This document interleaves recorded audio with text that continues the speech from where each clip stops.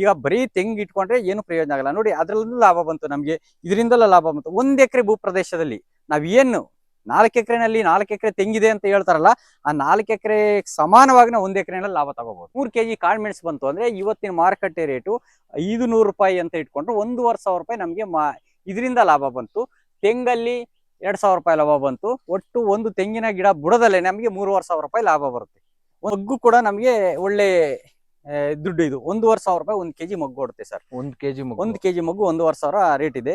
ಮತ್ತೆ ಈ ತೋಟಕ್ಕೆ ಹೊರಗಳಿಂದ ಯಾವುದೇ ರೀತಿಯಾದ ಗೊಬ್ಬರ ಇಲ್ಲ. ಇಲ್ಲಿ ಉತ್ಪಾದನೆ ಆಗ್ತಕ್ಕಂಥ ಸಂಪನ್ಮೂಲವನ್ನು ಬಳಸಿ ಕೃಷಿ ಮಾಡ್ತಕ್ಕಂಥದ್ದು. ಇವತ್ತೇನಾಗಿದೆ, ನಾವು ಹೊರಗಡೆ ನೋಡ್ಬೋದು, 1 ಎಕರೆ ತೆಂಗಿದೆ ಅಂದ್ರೆ ಎಷ್ಟು ಲೋಡ್ ಗೊಬ್ಬರ ಬೇಕು?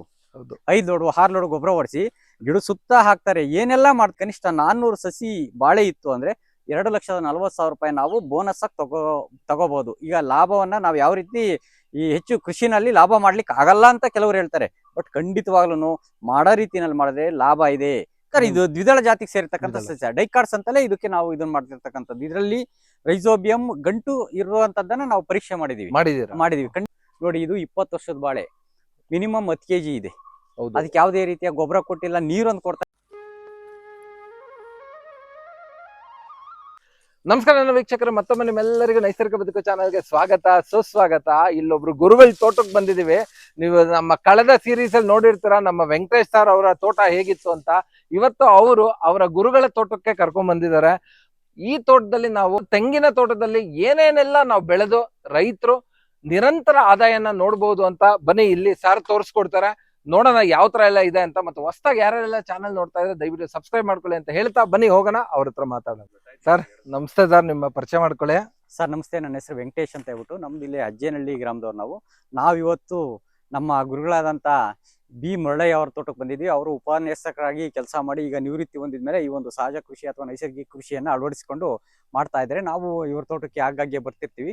ಇವ್ರ ತೋಟದಲ್ಲಿ ವೈವಿಧ್ಯತೆಯನ್ನ ನಾವು ಕಾಣ್ಬೋದು. ಹಲವಾರು ಸಸ್ಯಗಳನ್ನ ಹಾಕಿದ್ದಾರೆ. ಇಲ್ಲಿ ಈ ಯಾವತ್ತು ಏಕ ಬೆಳೆ ಪದ್ಧತಿಗೆ ಒತ್ತು ಕೊಟ್ಟಿಲ್ಲ. ಇವರು ಮಿಶ್ರ ಬೆಳೆಗಳನ್ನ ಮಾಡಿ ಇವತ್ತು ಅದರಿಂದ ಯಶಸ್ಸನ್ನ ಕಂಡಿರ್ತಕ್ಕಂಥ ಈ ತೋಟದ ಒಂದು ಕಿರುಪರಿಚಯವನ್ನು ಕೂಡ ನಾನು ಮಾಡ್ಕೊಡ್ಲಿಕ್ಕೆ ಬಯಸ್ತೇನೆ. ತುಂಬಾ ಸಂತೋಷ ಸರ್. ನಿಜವಾಗ್ಲು ನಿಮ್ಮ ತೋಟದಲ್ಲಿ ನಾವು ಕಳೆದ 1-2 ವರ್ಷದ ಹಿಂದೆ ಚಿತ್ರೀಕರಣ ಮಾಡಿದ್ದು. ಸೊ ನೀವ್ ಹೇಳಿದ್ರಿ ನಮ್ ಗುರುಗಳದ್ದು ಒಂದು ತೋಟ ಇದೆ ಬನ್ನಿ ಅಂತ. ಸೊ ಈಗ ಸದ್ಯಕ್ಕೆ ನಿಮ್ ಗುರುಗಳು ಇಲ್ದೇ ಇರೋದ್ರಿಂದ ಸೊ ನೀವೇ ಎಕ್ಸ್ಪ್ಲೈನ್ ಮಾಡ್ತಾರೆ. ನಿಜವಾಗ್ಲು ನಮ್ಮ ಸೌಭಾಗ್ಯ. ಸರ್ ಡೀಟೇಲ್ ಆಗಿ ಯಾವ ತರ ಎಲ್ಲ ಮಾಡಬಹುದು ಅಂತ ಹೇಳ್ಬಹುದಾ ಸರ್? ಖಂಡಿತ ಅದ್ರ ಬಗ್ಗೆ ನಾನು ವಿವರವಾಗಿ ನಿಮಗೆ ತಿಳಿಸ್ಕೊಡ್ತೀನಿ. ನೋಡಿ, ಈಗ ನಾವು ತೆಂಗೊಂದೇ ಮುಖ್ಯ ಬೆಳೆಯಾಗಿ ತೆಂಗನ್ನ ತಗೊಂಡಿದೀವಿ. ಆ ತೆಂಗಿನ ಒಳಗಡೆ ನಾವ್ ಏನೇನ್ ಮಾಡ್ಬೋದು ಅನ್ನೋ ಒಂದು ಚಿಕ್ಕ ಒಂದು ಕಿರುಪರಿಚಯವನ್ನ ನಿಮಗೆ ಮಾಡ್ಕೊಡ್ತೀನಿ. ನೋಡಿ, ತೆಂಗಲ್ಲಿ ನಾವು ಕೋಕೋ ಮಾಡ್ಬೋದು. ನೋಡಿ, ಇದು ಕೋಕೋ ಇದೆ. ಕೋಕೋ ಕೂಡ ಇದು ಕೂಡ ನಮಗೆ ಲಾಭದಾಯಕವಾದಂತ ಒಂದು ಬೆಳೆ. ಮತ್ತೆ ಇದರಿಂದ ಬೀಳ್ತಕ್ಕಂತ ಲೀವ್ಸ್ ಎಲೆ ಏನಿದೆ ಅದು ಕೂಡ ಒಳ್ಳೆ ಬಯೋಮಾಸ್ ಆಗ್ತಕ್ಕಂಥದ್ದು. ಮತ್ತೆ ಇದರಿಂದ ಬರ್ತಕ್ಕಂತ ಬೇರುಗಳು ಕೂಡ ನೈಟ್ರೋಜನ್ ಫಿಕ್ಸ್ ಮಾಡ್ತಕ್ಕಂಥ ಕೆಲಸವನ್ನ ಮಾಡುತ್ತೆ. ಇದು ಭೂಮಿ ಮತ್ತೆ ತೆಂಗಿನ ಗಿಡಕ್ಕೂ ತುಂಬಾ ಸಹಕಾರಿಯಾದಂತ ಒಂದು ಸಸ್ಯ. ಇದರಿಂದ ನಮಗೆ ಲಾಭನೂ ಕೂಡ ಇದೆ. ಮತ್ತೆ ಇದರಿಂದ ನಮಗೆ ಭೂಮಿಗೂ ಕೂಡ ತುಂಬಾ ಉಪಯೋಗ ಇದೆ. ಮತ್ತೆ ಹಾಗೇನೆ ಕೋಕೋ ಇದು ನಿಮ್ ಪ್ರಕಾರ ಇದು ಏಕದಳನ ದ್ವಿದಳನ ಸರ್? ಇದು ದ್ವಿದಳ ಜಾತಿಗೆ ಸೇರಿರ್ತಕ್ಕಂಥ ಸಸ್ಯ, ಡೈಕಾಟ್ಸ್ ಅಂತಲೇ ಇದಕ್ಕೆ ನಾವು ಇದನ್ನ ಮಾಡ್ತಿರ್ತಕ್ಕಂಥದ್ದು. ಇದರಲ್ಲಿ ರೈಸೋಬಿಯಂ ಗಂಟು ಇರುವಂತದ್ದನ್ನ ನಾವು ಪರೀಕ್ಷೆ ಮಾಡಿದೀವಿ. ಖಂಡಿತ ಇದೆ. ಅದು ನೈಟ್ರೋಜನ್ ಫಿಕ್ಸ್ ಅನ್ನ ಖಂಡಿತವಾಗ್ಲೂ ಮಾಡುತ್ತೆ. ಇದು ಯಾವುದೇ ಬೆಳೆಗೆ ತೊಂದರೆ ಕೊಡಲ್ಲ. ತಾನು ಬೆಳೆದು ಬೇರೆ ಸಸ್ಯಗಳಿಗೆ ಆಹಾರವನ್ನ ಕೊಡ್ತಕ್ಕಂಥ ಕೆಲಸವನ್ನ ಮಾಡುತ್ತೆ ಇದು. ಹೌದು.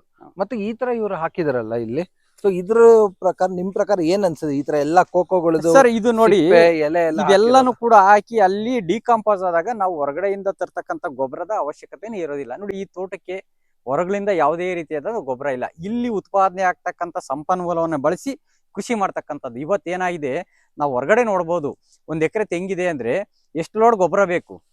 5 ಲೋಡ್ 6 ಲೋಡ್ ಗೊಬ್ಬರ ಹೊಡಿಸಿ ಗಿಡ ಸುತ್ತ ಹಾಕ್ತಾರೆ. ಏನೆಲ್ಲ ಮಾಡ್ತಾರೆ. ಬಟ್ ಒಂದು ತೆಂಗಿನ ಗಿಡ ಇತ್ತು ಅಂದ್ರೆ ಸರ್, ಅದಕ್ಕೆ ಬೇಕಾದಂತ ಆಹಾರ ಅದೇ ತಯಾರು ಮಾಡ್ಕೊಳುತ್ತೆ.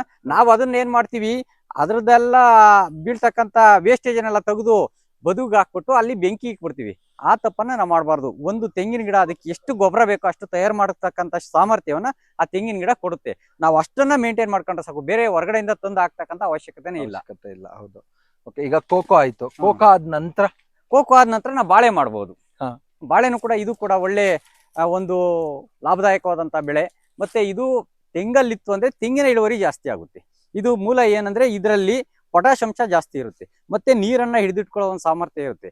ನಾವು ನೀರು ಕಡಿಮೆ ಆದಾಗಲೂ ಕೂಡ ತೆಂಗಿನ ಬೇರು ಈ ನೀರನ್ನ ತಗೊಂಡು ಜೀವನ ಮಾಡ್ತಕ್ಕಂಥ ಒಂದು ಕೆಲಸವನ್ನ ಮಾಡುತ್ತೆ. ಹಾಗಾಗಿ ಬಾಳೆನಲ್ಲೂ ಲಾಭದಾಯಕನೂ ಹೌದು, ಮತ್ತೆ ತೆಂಗಿಗೆ ಒಂದು ಸಹಕಾರಿಯಾದಂತ ಬೆಳೆ ಅಂತ ನಾನು ಹೇಳಿಕ್ಕೆ ಇಷ್ಟಪಡ್ತೀನಿ.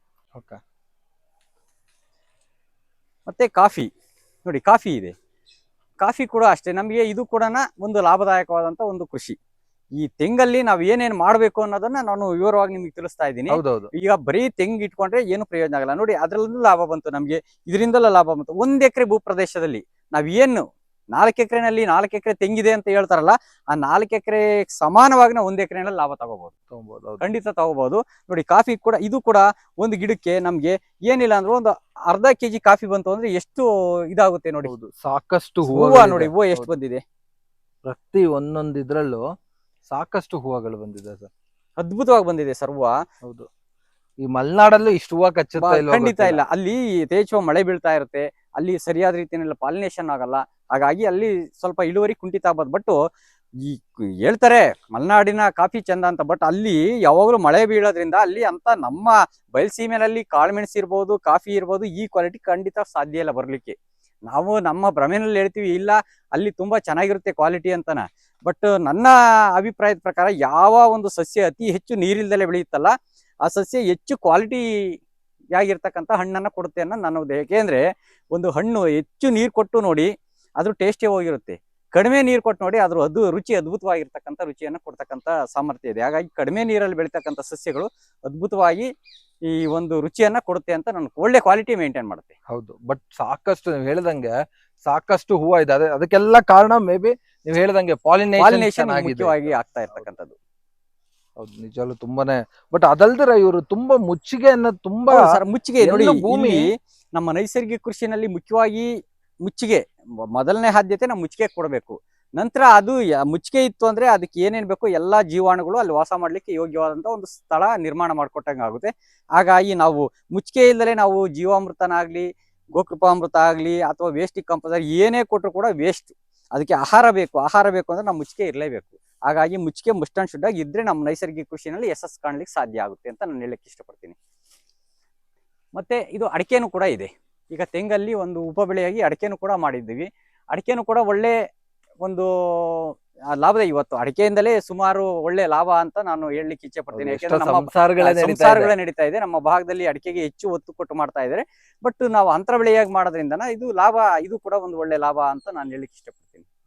ಮತ್ತೆ ನಿಮ್ಮ ಅಭಿಪ್ರಾಯದ ಪ್ರಕಾರ ಈಗ ಒಂದಷ್ಟು ಕಡೆ ಇಲ್ಲಿ ನಾವು ನೋಡ್ತಾ ಇದೀವಿ, ಈಗ ಒಂದ್ ತೆಂಗಿನ ಗಿಡ ಇದನ್ನ ಎತ್ತಿ ಹೋಗಿದೆ, ಅಲ್ಲಿ ಪಕ್ಕದಲ್ಲಿ ಇನ್ನೊಂದು ತೆಂಗಿನದು ಒಂದು ಸೊಸಿ ಹಾಕಿದ್ದಾರೆ. ಸೊ ಈ ತರ ಮಾಡೋದ್ರಿಂದ ಉತ್ತಮನ ಅಥವಾ ತೆಗೆದು ಬಿಟ್ಟು ಬೇರೆ ಬೇಡ ಸರ್, ತೆಗೆದು ಮಾಡ್ತಕ್ಕಂಥ ವ್ಯವಸ್ಥೆ ಬೇಡ. ಯಾಕೆಂದ್ರೆ ಅದಕ್ಕೂ ಇದಕ್ಕೂ ಯಾವುದೇ ರೀತಿಯಾದಂತ ಇದಾಗಲ್ಲ, ಅದು ದೊಡ್ಡದಾಗಿದೆ, ಅದು ಹೋಗ ಟೈಮ್ಗೆ ಇದು ಎದ್ದು ಬಿಡುತ್ತೆ. ಹಾಗಾಗಿ ನಮ್ಗೆ ಇಲ್ಲಿ ಹೆಂಗೆ ಅಂದ್ರೆ ಅದು ಪೂರ್ತಿ ದೊಡ್ಡದಾಗಿ ಅದು ಇಳುವರಿ ಕಡಿಮೆ ಆಗಿ ಅವಾಗ ಹಾಕೋದ್ರಿಂದ ನಮ್ಗೆ ಈ ಆ ಗ್ಯಾಪ್ ಅಲ್ಲಿ ಲಾಭ ಕಡಿಮೆ ಆಗುತ್ತೆ. ಆಗ ಏನಾಗುತ್ತೆ, ನಮ್ಗೆ ಈ ಆದಾಯ ಕುಂಠಿತ ಆದಾಗ ನಮ್ಮ ಆರ್ಥಿಕವಾಗಿ ನಾವು ಸಬಲರಾಗಕ್ಕೆ ಸಾಧ್ಯ ಇಲ್ಲ. ಬಟ್ ಇದು ಇನ್ನೇನು ಹಾಳಾಗೋ ಸ್ಥಿತಿ ಬಂದೈತೆ ಅನ್ನೋ ಪಕ್ಕದಲ್ಲಿ ಇನ್ನೊಂದು ಸಸಿ ಹಾಕಿದ್ರೆ ಇದು ಅದು ಹಾಳಾಗೋ ಅಷ್ಟೊತ್ತಿಗೆ ಇದು ಡೆವಲಪ್ ಆಗಿರುತ್ತೆ. ಓಕೆ, ಇದಕ್ಕೆ ಪೂರ್ತಿ ಹಾಳಾಗ್ತಾ ಇದೆ, ಪಕ್ಕದಲ್ಲಿ ಒಂದು ಗಿಡ ಏನಾದ್ರು ಅಂತರ ಮೇಂಟೈನ್ ಮಾಡ್ಬೇಕಾ? ಇಲ್ಲಿ ಏನಿಲ್ಲ ಸರ್, ಪಕ್ಕದಲ್ಲೇ ಹಾಕಿರೋ ನಡೆಯುತ್ತೆ. ಅದು ಹೋಗ್ತಾ ಇದೆ ಅನ್ನೋದು ಗೊತ್ತಾದ್ಮೇಲೆ ಹಾಕಿದ್ರೆ ತೊಂದರೆ ಇಲ್ಲ, ಬಂದ್ಬಿಡುತ್ತೆ. ಮತ್ತೆ ಇದು ಚಕ್ಕೆ ಗಿಡ ನೋಡಿ, ಮಗ್ಗು ಬರ್ತಾ ಇದೆ. ಇದು ಮಗ್ಗು ಕೂಡ ನಮ್ಗೆ ಒಳ್ಳೆ ದುಡ್ಡು. ಇದು 1,500 ರೂಪಾಯಿ 1 kg ಮಗ್ಗು ಕೊಡುತ್ತೆ ಸರ್. 1 kg ಮಗ್ಗು 1,500 ರೇಟ್ ಇದೆ. ಮತ್ತೆ ಅದನ್ನ ಕಾಂಡವನ್ನ ಕುಯ್ದು ಚಕ್ಕೆ ತೆಗೆದ್ರೆ ಅದು 300 ರಿಂದ 350 ರೂಪಾಯಿ kg ಚಕ್ಕೆ ಹೋಗುತ್ತೆ. ಮತ್ತೆ ಈ ಎಲೆಯಿಂದಲೂ ಕೂಡ ಎಣ್ಣೆಯನ್ನ ತೆಗಿತಾರೆ. ಹಾಗಾಗಿ ಪಲಾವ್ ಎಲೆಗೂ ಹಾಕ್ಬಹುದು. ಪಲಾವ್ ಎಲೆ ಬೇರೆ ಇದೆ, ಆಲ್ ಸ್ಪೈಸಸ್ ಅಂತ ಬರುತ್ತೆ, ಅದು ಬೇರೆ ಇದೆ. ಬಟ್ ಇದನ್ನು ಹಾಕ್ತಾರೆ, ಅದನ್ನು ಹಾಕ್ತಾರೆ, ಈ ತೊಂದರೆ ಇಲ್ಲ. ಬಟ್ ಇದು ಎಣ್ಣೆ ತೆಗಿಬಹುದು. ಇದು ಈ ಎಲೆಯಿಂದ ಎಣ್ಣೆ ತೆಗೆದು ಇದನ್ನು ಕೂಡ ಮಾರುಕಟ್ಟೆನಲ್ಲಿ ಮಾರ್ತಕ್ಕಂಥ ಒಂದು ವ್ಯವಸ್ಥೆ ಇದೆ. ಹಾಗಾಗಿ ಚಕ್ಕೆದು ಹಾಗಾಗಿ ಚಕ್ಕೆ ನೋಡಿ, ಈಗ ತೆಂಗಿನ ಮಧ್ಯೆ ಏನೆಲ್ಲ ಬೆಳೆ ಬಂತು ಅಂದ್ರೆ ನೀವೇ ನೋಡ್ಬೋದು. ಕಾಫಿ ಬಂತು, ಕೋಕೋ ಬಂತು, ಅಡಿಕೆ ಬಂತು, ಚಕ್ಕೆ ಬಂತು, ಬಾಳೆ ಬಂತು, 5 ಬೆಳೆಗಳು ಬಂದಿದಾವೆ ಈಗ. ಮತ್ತೆ ಇದಕ್ಕೆಲ್ಲದಕ್ಕೂ ನೀರು ಯಾವ ತರ ಕೊಟ್ರೆ ಉತ್ತಮ? ಡ್ರಿಪ್ ಅಲ್ಲಿ ಅಲ್ಲ, ನೀರಿನ ವ್ಯವಸ್ಥೆ ಏನ್ ಮಾಡ್ಬೇಕು ಅಂದ್ರೆ ನಾವು ಈ ನಮ್ಮ ಸುಭಾಷ್ ಪಾಳೇಕರ್ ಮೆಥಡ್ ಅಲ್ಲಿ ಮಾಡಿದಾಗ ತುಂಬಾ ಚೆನ್ನಾಗಿರುತ್ತೆ. ಬಟ್ ಈ ಡ್ರಿಪ್ ಅಲ್ಲಿ ಕೂಡ ಈಗ ನಮ್ಮಲ್ಲಿ ಏನಾಗಿದೆ ಅಂದ್ರೆ ಆ ಮೆಥಡ್ ಅಲ್ಲಿ ಕೊಡಕ್ಕೆ ನೀರಿನ ವ್ಯವಸ್ಥೆ ತುಂಬಾ ಕಡಿಮೆ ಇದೆ. ಹಾಗಾಗಿ ನಾವು ಡ್ರಿಪ್ ಅಲ್ಲಿ ಕೊಡ್ತಾ ಇದೀವಿ, ಡ್ರಿಪ್ ಅಲ್ಲಿ ಹೋಗ್ತಾ ಇದೆ ನೀರು. ಇವತ್ತು ನಿಮ್ ಪ್ರಕಾರ ಡ್ರಿಪ್ಪಲ್ ಕೊಡೋದು ಉತ್ತಮನಾ ಇಲ್ಲ ಸರ್ ಇಲ್ಲ ಡ್ರಿಪ್ಪಲ್ ಕೊಡೋದೇ ಸ್ಪ್ರಿಂಕ್ಲರ್ ಬೆಸ್ಟ್? ಇಲ್ಲ, ಡ್ರಿಪ್ ಅಲ್ಲಿ ಸ್ಪ್ರಿಂಕ್ಲರ್ ಅಲ್ಲಿ ನೀರಿನ ಫೋರ್ಸ್ ಜಾಸ್ತಿ ಬೇಕಾಗುತ್ತೆ. ನಮ್ಮ ಈ ಬಯಲ್ಸೀಮೆನಲ್ಲಿ ನೀರಿನ ಒತ್ತಡಗಳು ಸ್ವಲ್ಪ ಕಡಿಮೆ ಇರೋದ್ರಿಂದ ನಾವು ಡ್ರಿಪ್ಪಲ್ ಕೊಡೋದೇ ಉತ್ತಮ. ಆದ್ರೆ ಡ್ರಿಪ್ಪಲ್ ನಾವೇನ್ ಮಾಡ್ತೀವಿ ಅಂದ್ರೆ ಸ್ವಲ್ಪ ಈ ಗಿಡದಿಂದ 1 ಅಡಿ ಅಥವಾ 2 ಅಡಿ ದೂರದಲ್ಲಿ ಕೊಡೋದು ತುಂಬಾ ಒಳ್ಳೇದು. ಯಾಕೆಂದ್ರೆ ಬೇರಿನ ಒಂದು ನೀರ್ ತಗೊಳ್ತಕ್ಕಂಥ ಬೇರುಗಳು ಯಾವತ್ತೂ ದೂರ ಇರ್ತವೆ. ನಾವು ಬುಡಕ್ ನೀರ್ ಕೊಡಬಾರ್ದು. ಬುಡದಿಂದ ದೂರ ಕೊಟ್ಟಾಗ ಅದು ಒಳ್ಳೆ ಒಂದು ಅನುಕೂಲ ಆಗುತ್ತೆ ಅಂತ ನನ್ನ ಒಂದು ಅಭಿಪ್ರಾಯ. ಮತ್ತೆ ಈಗ ಎಲ್ಲರೂ ಕೆಲವರೆಲ್ಲ ಈ ಗುಂಪು ಬಾಳೆ ಅಂತ ಒಳ್ಳೆ ಇಳುವರಿ ಬರಲ್ಲ ಅಂತಾರೆ. ಸೊ ಒಂದ್ ಬಾಳೆ ಹಾಕಿದ್ರೆ 1, 2, 3 ಅಷ್ಟೇ ಮ್ಯಾಕ್ಸಿಮಮ್ ಕಂದು ಬರೋದು ಅಂತಾರೆ. ಸೊ ನಿಮ್ಮ ಅಭಿಪ್ರಾಯ ಏನು? ಸರ್ ನೋಡಿ ಸರ್, ಬಾಳೆಗೆ ಇದು ಯಾವುದೇ ರೀತಿಯಾದಂತ ಒಂದು ಇದಿಲ್ಲ. ಒಂದು ಸಾರಿ ನಾವು ಹಾಕಿದೀವಿ ಅಂದ್ರೆ ಇದು 30 ವರ್ಷ ಆಗ್ಲಿ ಅದು ಹೋಗಲ್ಲ ಬಾಳೆ. ಅವಾಗಿ ನಾವು ತೆಗೆದ್ರೆ ಹೋಗುತ್ತೆ ಬಿಟ್ರೆ ಅದು ಯಾವತ್ತೂ ಕೂಡ ಅದಾಗಿ ಅದು ಹೋಗ್ತಕ್ಕಂಥ ವ್ಯವಸ್ಥೆ ಇಲ್ಲ. ಈಗ ನೀವೇ ನೋಡ್ಬಹುದು ನೋಡಿ, ಇದು 20 ವರ್ಷದ ಬಾಳೆ, ಮಿನಿಮಮ್ 10 kg ಇದೆ. ಅದಕ್ಕೆ ಯಾವುದೇ ರೀತಿಯ ಗೊಬ್ಬರ ಕೊಟ್ಟಿಲ್ಲ, ನೀರೊಂದು ಕೊಡ್ತಾ ಇದ್ದಾರೆ ಅಷ್ಟೇ ಬಿಟ್ರೆ ಬೇರೆ ಏನು ಅದಕ್ಕೆ ಸಪರೇಟ್ ಆಗಿ ಯಾವುದೇ ರೀತಿಯಾದಂತ ಒಂದು ಒತ್ತನ್ನ ಕೊಟ್ಟು ಅವರು ಕೃಷಿ ಮಾಡ್ತಾ ಇಲ್ಲ. ಇದರಲ್ಲಿ ಓನ್ಲಿ ಫಾರ್ ಮಲ್ಟಿ ಕ್ರಾಪ್ ಆಗಿ ಈ ಒಂದು ಸಿಸ್ಟಮ್ ಅನ್ನ ಅಡಾಪ್ಟ್ ಮಾಡ್ಕೊಂಡಿರೋದ್ರಿಂದ ಆ ಬಾಳೆನಲ್ಲೂ ಕೂಡ ನಮಗೆ ಲಾಭ ಬರುತ್ತೆ. ನೋಡಿ, ಈ ಕನಿಷ್ಠ ಅಂದ್ರೆ 12 kg ಬರುತ್ತೆ. ಅದು 12 kg ಗಿಂತ ಕಡಿಮೆ ಏನು ಬರೋದಿಲ್ಲ. ಅದು ಎಷ್ಟು ಚಿಪ್ ಇದೆ? 1, 2, 3, 4, 5, 6, 7, 8, 12 ಚಿಪ್ ಇದೆ, 9, 10, 12 ಚಿಪ್ ಇದೆ. 12 ಚಿಪ್ ಇದೆ. 12 ಚಿಪ್ಪು ಅಂದ್ರೆ 12 kg ಮಿನಿಮಮ್ 12 kg ಬರುತ್ತೆ. ಹೌದು. ಈಗ 12 kg ಇವತ್ತು ಮಾರ್ಕೆಟ್ ರೇಟ್ 50 ರೂಪಾಯಿ ಆದ್ರೂ ಒಂದು ನಮಗೆ ಬಾಳೆನಲ್ಲಿ 600 ರೂಪಾಯಿ ಬಂತು. ಅದು ಬೋನಸ್ ನಮ್ಗೆ. ಈಗ ಅಡಿಕೆ ಮುಖ್ಯ ಬೆಳೆಯಾಗಿ ನಾವು ತೆಂಗಲ್ ತಗೊಂಡಾಗ ಅದು ಬಂತು. ಮತ್ತೆ ಇದು ಉಪಬೆಳೆಯಲ್ಲೇ ನಾವು ಒಂದು ಇದರಲ್ಲಿ 600 ರೂಪಾಯಿ, ಒಂದು ಗಿಡದಲ್ಲಿ ನಾವು 600 ರೂಪಾಯಿ ತಗೊಂಡ್ರೆ 1 ಎಕರೆನಲ್ಲಿ ಕನಿಷ್ಠ 400 ಸಸಿ ಬಾಳೆ ಇತ್ತು ಅಂದ್ರೆ 2,40,000 ರೂಪಾಯಿ ನಾವು ಬೋನಸ್ ಆಗಿ ತಗೋಬಹುದು. ಈಗ ಲಾಭವನ್ನ ನಾವು ಯಾವ ರೀತಿ ಈ ಹೆಚ್ಚು ಕೃಷಿನಲ್ಲಿ ಲಾಭ ಮಾಡ್ಲಿಕ್ಕೆ ಆಗಲ್ಲ ಅಂತ ಕೆಲವರು ಹೇಳ್ತಾರೆ. ಬಟ್ ಖಂಡಿತವಾಗ್ಲೂ ಮಾಡೋ ರೀತಿನಲ್ಲಿ ಮಾಡಿದ್ರೆ ಲಾಭ ಇದೆ. ಕಷ್ಟ ಪಡ್ಬೇಕಷ್ಟೇನೆ. ಇಲ್ಲಿ ಕಷ್ಟ ಅನ್ನೋದಕ್ಕಿಂತ ಮುಖ್ಯವಾಗಿ ನಾವೇನ್ ಮಾಡ್ಬೇಕು, ತಲೆ ಉಪಯೋಗಿಸ್ಬೇಕು. ತಲೆ ಉಪಯೋಗಿಸಿ ನಾವು ಮಾಡ್ತಕ್ಕಂಥ ಕೃಷಿ ಮಾಡಿದ್ರೆ ಖಂಡಿತ ಲಾಭ ಆಗುತ್ತೆ. ಮತ್ತೆ ನಾವು ಮಲ್ಚಿಂಗ್ ಸಿಸ್ಟಮು ಮತ್ತೆ ಜೀವಾಮೃತ ಮತ್ತೆ ಗೋಕೃಪಾಮೃತಗಳನ್ನ ಕರೆಕ್ಟ್ ರೀತಿನಲ್ಲಿ ಮೇಂಟೈನ್ ಮಾಡ್ಕೊಂಡ್ರೆ ಬೇರೆ ಯಾವುದೇ ಗೊಬ್ಬರ ಕೊಡೋ ಅವಶ್ಯಕತೆನೇ ಇಲ್ಲ. ಮತ್ತೆ ಈಗೆಲ್ಲ ಹೇಳ್ತಾರೆ ಈ ಬಾಳೆ ಹೂವ ಕಟ್ ಮಾಡ್ಬಿಟ್ರೆ ಗೊನೆ ತುಂಬಾ ದೊಡ್ಡದಾಗಿ ಬರುತ್ತೆ ಅಂತ ಎಲ್ಲ ಹೇಳ್ತಾರೆ. ಸೊ ನಿಮ್ಮ ಅನಿಸಿಕೆ ಏನು? ಆ ತರನು ಮಾಡ್ಬೋದು. ಬಟ್ ಏನಾದ್ರೆ ನ್ಯಾಚುರಲ್ ಆಗಿ ಬಿಟ್ಬಿಡ್ತೀವಿ ನಾವು. ಈಗ ಆಕ್ಚುಲಿ ಇದು ನ್ಯಾಚುರಲ್ ಫಾರ್ಮಿಂಗ್, ಇದು ನೈಸರ್ಗಿಕ ತೋಟ ಅಂದ್ಮೇಲೆ ನಾವು ಅದ್ರಲ್ಲಿ ಏನು ಹಸ್ತಕ್ಷೇಪನೆ ಮಾಡ್ಲಿಕ್ಕೆ ಹೋಗಲ್ಲ. ಮತ್ತೆ ಅದನ್ನ ಕಟ್ ಮಾಡ್ಲಿಕ್ಕೆ ನಮ್ಮ ಸಮಯ ವ್ಯರ್ಥ ಮಾಡ್ಕೊಳಕ್ ಹೋಗಲ್ಲ. ಬರ್ತಾ ಇರುತ್ತೆ ಅದನ್ನ ಹಂಗೆ ಬೇಕು ಅಂದ್ರೆ ಅದರಲ್ಲಿ ಕಟ್ ಮಾಡಿ ನಾವು ಪೊಟಾಶ್ ಮಾಡ್ತಕ್ಕಂಥ ಒಂದು ವ್ಯವಸ್ಥೆ ಇದೆ. ಬಟ್ ನಾವೇನು ಅದನ್ನೆಲ್ಲ ಏನ್ ಮಾಡ್ಲಿಕ್ಕೆ ಹೋಗೋದಿಲ್ಲ. ಅದು ಏನ್ ಬರುತ್ತೋ ಅದ್ರಲ್ಲೇ ಆರಾಮಾಗಿ ಇದನ್ನ ಮಾಡ್ಕೊಂಡು ಹೋಗ್ತೀವಿ. ಪೊಟಾಶ್ ಅಂದ್ರೆ ಯಾವ ತರ ಮಾಡ್ಬೋದು ಅಂತ ಚಿಕ್ಕದಾಗಿ ಹೇಳ್ಬೋದಾ ಸರ್? ಪೊಟಾಶ್ ಅಂದ್ರೆ ಈಗ ಈ ಬಾಳೆದು ಹೂವು ಬರುತ್ತಲ್ಲ ಸರ್, ಮುಂದದು ಅದು ಆ ಬಾಳೆ ಹೂವನ್ನ ನಾವು ಕಟ್ ಮಾಡ್ಕೊಂಡ್ಬಿಟ್ಟು ಸಣ್ಣ ಸಣ್ಣ ಪೀಸ್ ಮಾಡ್ಬೇಕು. ಅದನ್ನ ಸಣ್ಣ ಪೀಸ್ ಮಾಡ್ಬಿಟ್ಟು ಅದೆಷ್ಟು kg ಇರುತ್ತೋ ಅಷ್ಟೇ kg ಬೆಲ್ಲ ಹಾಕ್ಬಿಟ್ಟು ಅದನ್ನ ಒಂದು ಡಬ್ಬಿಲಿ ಹಾಕ್ಬಿಟ್ಟು ಅದನ್ನ ಫರ್ಮೆಂಟೇಶನ್ ಆಗಿ ಹಾಕ್ಬೇಕು. ಒಂದು 15 ದಿನ ತಿಂಗಳು ಬಿಟ್ರೆ ಅದರಲ್ಲಿ ಲಿಕ್ವಿಡ್ ಬಿಟ್ಕೊಳ್ಳುತ್ತೆ ಎಲ್ಲನ. ಅದೇ ನಾವು ಅಂಗಡಿಯಲ್ಲಿ ಏನ್ ತರ್ತೀವಿ ಪೊಟಾಶ್, ಅದಕ್ಕಿಂತ ಉತ್ತಮವಾಗಿರ್ತಕ್ಕಂಥ ಪೊಟಾಶ್ ನಮ್ಮಲ್ಲೇ ಸಿಗುತ್ತೆ. ಅದನ್ನ ನಾವು ಸ್ಪ್ರೇನು ಮಾಡಬಹುದು ಮತ್ತೆ ಡ್ರೆಂಚಿಂಗು ಮಾಡಬಹುದು. ಆ ಪೊಟಾಶ್ ತಂದು ಹಾಕೋದಕ್ಕೆ ಏನು ರಿಸಲ್ಟ್ ಬರುತ್ತೋ ಅದಕ್ಕಿಂತ ಉತ್ತಮವಾದ ರಿಸಲ್ಟ್ ಬರುತ್ತೆ. ಇದು ನೈಸರ್ಗಿಕವಾಗಿರ್ತಕ್ಕಂಥ ಪೊಟಾಶ್. ಓಕೆ. ಇದು ನೀವು ಹೇಳಿದ್ರಿ ಸ್ಪ್ರೇ ಮಾಡಬಹುದು ಅಂತ. ಇವಾಗ ನೀವು ಇದು ಹಾಕಿರ್ತೀರಾ ಒಂದು ಬಕೆಟ್ ಅಲ್ಲಿ, ಸೊ ಅದ್ ನೀರ್ ಬಿಟ್ಕೊಂಡುತ್ತೆ, ಅವಾಗ ಇದೆಲ್ಲ ಕಳ್ತೋಗ್ಬಿಡುತ್ತಾ ಇನ್ನು ಇರುತ್ತಾ? ಇಲ್ಲ, ಅದು ಎಲ್ಲಾನು ಡಿಕಂಪೋಸ್ ಆಗ್ಬಿಡುತ್ತೆ ಸರ್. ಡಿಕಂಪೋಸ್ ಆಗುತ್ತೆ. ಅದನ್ನೆಲ್ಲ ಇಂಟ್ಕೊಂಡ್ಬಿಟ್ಟು ನಾವು ಅದನ್ನ ಲಿಕ್ವಿಡ್ ತಕೊಂಡು ಅದನ್ನ ನಾವು 1 ಲೀಟ್ರಿಗೆ ಒಂದು 5 ml 6 ml ಹಾಕೊಂಡು ಗಿಡಗಳಿಗೆ ಸ್ಪ್ರೇ ಕೊಟ್ರೆ ಪೊಟಾಶಿಯಂ ನೇರವಾಗಿ ಎಲೆಗಳ ಮೂಲಕ ತಗೊಂಡು ಅದ್ಭುತವಾದಂತಹ ಒಂದು ಫಲಿತಾಂಶವನ್ನು ಕೊಡ್ಲಿಕ್ಕೆ ಸಾಧ್ಯ ಇದೆ ಗಿಡಗಳು. ಅದು ಸ್ಪ್ರೇ ಕೊಡಕ್ಕಾದ್ರೆ 5 ರಿಂದ 6 ml. ಹೌದು. ಅದೇ ಭೂಮಿಗೆ ಕೊಡ್ಬೇಕು ಅಂದ್ರೆ ಸ್ವಲ್ಪ ಜಾಸ್ತಿ ಹಾಕಬೇಕಾಗುತ್ತೆ. ನಾವು 1 ಲೀಟ್ರಿಗೆ ಒಂದು 15-20 ml ಹಾಕೊಂಡ್ರು ತೊಂದರೆ ಇಲ್ಲ. ಹಾಕೊಂಡು ಈಗ ನಮ್ಮಲ್ಲಿ ಏನು ನಾವೇನ್ ದುಡ್ಡು ಕೊಡ್ತಾ ಇರ್ತಕ್ಕಂಥದ್ದು ಏನಿಲ್ಲ. ನಾವು ಬೆಲ್ಲ ಒಂದಕ್ಕೆ ದುಡ್ಡು ಕೊಡ್ತೀವಿ. ಬೆಲ್ಲ ಬಿಟ್ಟು ದುಡ್ಡು ಕೊಡ್ತಾ ಬಂದಾಗ ಪೊಟಾಶ್ ಇವತ್ತು ಏನು ಮಾರುಕಟ್ಟೆನಲ್ಲಿ ರಾಸಾಯನಿಕ ಪೊಟಾಶ್ ಏನ್ ರೇಟ್ ಇದೆ? 2,000, 1,600, 800 ಈ ತರ ಎಲ್ಲ ಇದೆ. ಬಟ್ ನಮಗೆ ಬೆಲ್ಲ ಒಂದಕ್ಕೆ ನಾವು ಇನ್ವೆಸ್ಟ್ ಮಾಡ್ತಕ್ಕಂಥ ಅದು ನಮ್ಗೆ ಪರಿಸರಕ್ಕೆ ಪೂರಕವಾಗಿರ್ತಕ್ಕಂಥ ಒಂದು ಅಂಶ. ಹಾಗಾಗಿ ಈ ಪೊಟಾಶ್ ಮಾಡೋದ್ರಿಂದ ನಮ್ಮ ಭೂಮಿ ಫಲವತ್ತಾಗ್ಲಿಕ್ಕೆ ಸಾಧ್ಯ ಇದೆ. ಅದಲ್ದಲೆ ಮತ್ತೆ ನಾವು ತೆಂಗಿಗೆ ಈಗ ನಮ್ಮ ಮೆಣಸು ಕೊಟ್ಟಿದೀವಿ ನೋಡಿ. ಇದು ಕೂಡ ಈ ಮೆಣಸು ಕನಿಷ್ಠ ಪಕ್ಷ ಇದರಲ್ಲಿ 3 kg ಕಾಳು ಮೆಣಸು ಬರುತ್ತೆ. ಹೌದು. 3 kg ಕಾಳು ಮೆಣಸು ಬಂತು ಅಂದ್ರೆ ಇವತ್ತಿನ ಮಾರುಕಟ್ಟೆ ರೇಟು 500 ರೂಪಾಯಿ ಅಂತ ಇಟ್ಕೊಂಡ್ರು 1,500 ರೂಪಾಯಿ ನಮ್ಗೆ ಇದರಿಂದ ಲಾಭ ಬಂತು. ತೆಂಗಲ್ಲಿ 2,000 ರೂಪಾಯಿ ಲಾಭ ಬಂತು. ಒಟ್ಟು ಒಂದು ತೆಂಗಿನ ಗಿಡ ಬುಡದಲ್ಲೇ ನಮಗೆ 3,500 ರೂಪಾಯಿ ಲಾಭ ಬರುತ್ತೆ. 1 ಎಕರೆಗೆ 40 ತೆಂಗಿನ ಗಿಡ ಇತ್ತು ಅಂದ್ರೆ ಅದರಿಂದ ನಮ್ಗೆ ಎಷ್ಟು ಲಾಭ ಬರುತ್ತೆ ಅನ್ನೋದನ್ನ ನಾವು ತಿಳ್ಕೋಬೇಕು. ಕೃಷಿನಲ್ಲಿ ಯಾವಾಗ ಲಾಸ್ ಆಗೋದು ಅಂದ್ರೆ ಏಕ ಬೆಳೆ ಪದ್ಧತಿ ಮಾಡಿದಾಗ ಮಾತ್ರ ನಮಗೆ ಲಾಸ್ ಆಗುತ್ತೆ. ಈ ತರ ನಾವು ಮಲ್ಟಿ ಕ್ರಾಪ್ ಸಿಸ್ಟಮ್ ಮಾಡ್ಕೊಂಡಾಗ ಖಂಡಿತವಾಗ್ಲೂ ಎಲ್ಲೂ ಕೂಡ ನಾವು ಫೇಲ್ ಆಗೋ ಸಾಧ್ಯತೆ ಇಲ್ಲ. ನಾವು ಏನು ಒಬ್ಬ ಸರ್ಕಾರಿ ನೌಕರರು ಯಾವ ತರ ಬದುಕ್ತಾರೋ ಅದಕ್ಕಿಂತ ಇದಾಗಿ ನಾವು ಬದುಕ್ಬೋದು ಅಂತ ನಾನು ಹೇಳಲಿಕ್ಕೆ ಇಷ್ಟಪಡ್ತೀನಿ. ಸರ್ ತುಂಬಾನೇ ಖುಷಿ ಆಯ್ತು, ಇಷ್ಟು ಡೀಟೇಲ್ ಆಗಿ ಖಂಡಿತ ಒಳ್ಳೆ ಇನ್ಫಾರ್ಮೇಶನ್ ಕೊಟ್ಟಿದ್ದೀರಾ ಸರ್. ನೋಡಿದ್ರಲ್ಲ ವೀಕ್ಷಕರೇ ಯಾವ ತರ ಇತ್ತು ಅಂತ. ನಾವುಗಳು ಕೂಡ ಇದೇ ತರ ಒಂದಷ್ಟು ಏಕ ಬೆಳೆ ಪದ್ಧತಿಯಿಂದ ಈ ತರ ಒಂದಷ್ಟು ಬಹುಬೆಳೆ ಪದ್ಧತಿಗೆ ಬಂದ್ರೆ ನಾವುಗಳು ಕೂಡ ಯಾಕೆ ರೈತರು ಸಾಲಗಾರ ಆಗ್ತಾ ಇದಾರೆ ಹೇಳಿ?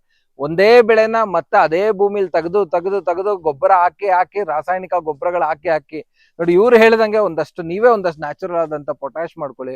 ಒಂದ್ ತೆಂಗಿನ ತೋಟದಲ್ಲಿ ಈ ತರ ಒಂದಷ್ಟು ಸಮಗ್ರ ಬೆಳೆಗಳನ್ನ ಬೆಳೆದ್ರೆ ಖಂಡಿತ ಯಾರೊಬ್ರು ಕೂಡ ಸಾಲಗಾರರು ಆಗೋದಿಲ್ಲ. ನೋಡಿದ್ರಲ್ಲ ಯಾವ ತರ ಇತ್ತು ಅಂತ. ಸೊ ನೀವುಗಳು ಕೂಡ ಇದೇ ತರ ಎಲ್ಲ ಮಿಕ್ಸ್ ಆಗಿ ಬೆಳೀರಿ ಅಂತ ಹೇಳ್ತಾ ಈ ವಿಡಿಯೋ ಮುಗಿಸ್ತಾನೆ. ಮತ್ತೊಮ್ಮೆ ನಿಮ್ಮೆಲ್ಲರಿಗೂ ನೈಸರ್ಗಿಕ ಬದುಕು ಚಾನಲ್ ಇಂದ ಹೃದಯಪೂರ್ವಕ ವಂದನೆಗಳು, ಧನ್ಯವಾದಗಳು, ಶುಭ ದಿನ.